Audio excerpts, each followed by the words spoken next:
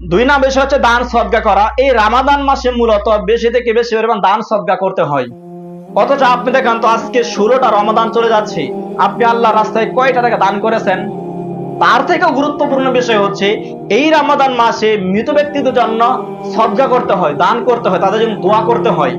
আপনার কাছে যে 10 বিঘা সম্পদ রয়েছে, আপনার কাছে যে গাড়ি বাড়ি রয়েছে, এটা কিন্তু আপনার না, এটা হচ্ছে আপনার বাবার। এটা কার? আপনার বাবার। আপনার বাবা যে আপনাকে 10 বিঘা সম্পদ দিয়ে গিয়েছিল, এখন আপনার বাবা পৃথিবীতে নেই। দেখেন তো ওই 10 বিঘা সম্পত্তির বিনিময়ে আপনার বাবার নামে এই রমাদান মাসে আপনি কয় টাকা দান করেছেন? 1 টাকা দান করেন নাই। 100 জন মানুষের মাঝখানে 5 জন মানুষ পাওয়া যাবে তার মৃত বাবা মার জন্য এই রমাদান মাসে দান করেছে এবং দোয়া করেছে।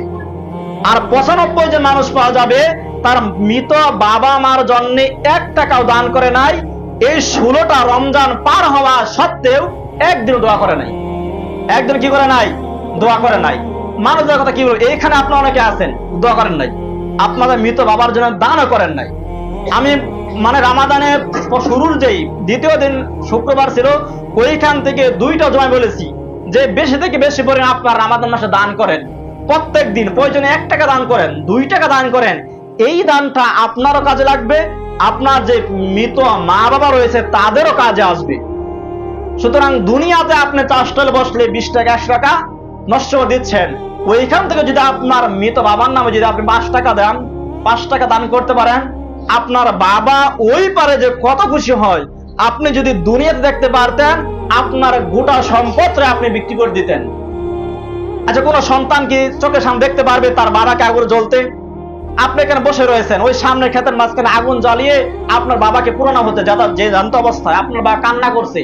এখন বলা হচ্ছে আপনার কাছে 500 টাকা রয়েছে, আপনাকে বলা হচ্ছে যদি তুমি 500 টাকা দাও তাহলে তোমার বাবাকে ছেড়ে দেবো। আপনি দান করবেন না? ওই 500 টাকা রাখবেন? রাখবেন না। ঠিক একই ভাবে যদি কাল কিয়ামতের ময়দানে আপনার বাবা জাহান্নামের লিস্টে থাকে, যদি কবরে শাস্তি হয়ে থাকে আপনার দানের কারণে, আল্লাহ রাসূল সাল্লাল্লাহু আলাইহি ওয়াসাল্লাম বলেছেন দান এমন একটি সওয়াবের কাজ, দান এমন একটি পাওয়ারফুল ইবাদত যে দান কেবলমাত্র মৃত ব্যক্তির জাহান্নামের শাস্তিকে, মৃত ব্যক্তির কবরের শাস্তিকে বন্ধ করে দেয়। দান হচ্ছে এমন একটি ইবাদত মৃত ব্যক্তির কবরের শাস্তিকে বন্ধ করে দেয়। দান এমন একটি ইবাদত যে ইবাদত মানুষের বড় থেকে বড় বিপদ থেকে মানুষকে রক্ষা করে দেয়।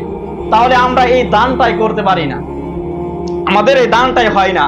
যখন আপনি 10 টাকা দান করবেন তখন আপনার মনে হয় শয়তান একটা খোঁচা দিয়ে যায় যে 10 টাকা দিয়ে সন্ধ্যার পরে 1 কাপ চা, একটা পান খেতে খাওয়া যাবে, একটা পান খাওয়া যাবে, 1 কাপ চা খাওয়া যাবে।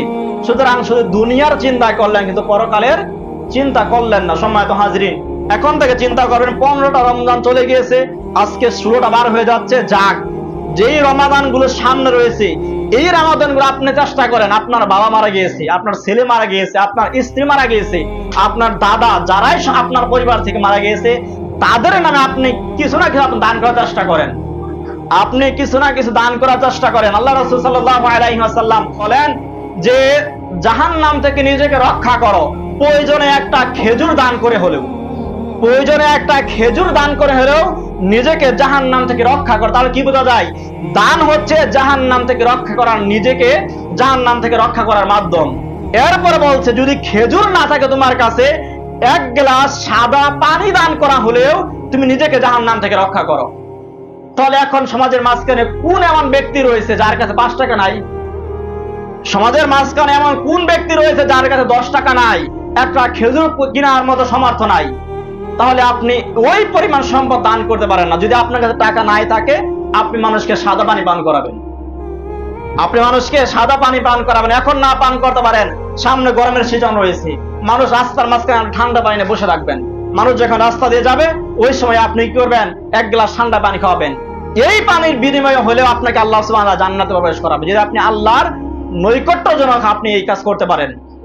তাহলে আপনি কি করবেন? খেজুরের বিনিময়ে, পানির বিনিময়ে হলেও নিজেকে জাহান্নামের আগুন থেকে রক্ষা করবেন। আমি এই কথাগুলো এই কারণে বলছি, যেহেতু রমাদান মাস, এখন আপনি সামনের দিনগুলো চিন্তা করবেন, প্রত্যেক দিন 5 টাকা করে দান করার জন্য আমরা চেষ্টা করবো ইনশাআল্লাহ। আমরা প্রত্যেকেই 5 টাকা 10 টাকা সামর্থ্য অনুযায়ী, একজন সামর্থ্য 5 টাকা এসে 5 টাকা, আপনার সামর্থ্য বেশি, আপনি তাই করেন। আপনি বাজারে গিয়েছেন, ক্ষুধার্ত মানুষ, গরিব মানুষ, মুখটা মলিন হয়ে রয়েছে, আপনি তাকে 20 টাকা ইফতার কিনে দিলেন, আপনার কম হয়ে যাবে? কম হয়ে যাবে? আপনার সামর্থ্য রয়েছে, আপনি একদিন কম খেলেন। আপনি তো প্রত্যেক দিন আপনি 100 টাকার ইফতার করে কেউ নিয়ে আসেন, কিনে নিয়ে আসেন। আজকে আপনি 80 টাকার আনেন, 20 টাকা তা কিনে দেন, ওই দরিদ্র মানুষকে আপনি কিনে দেন।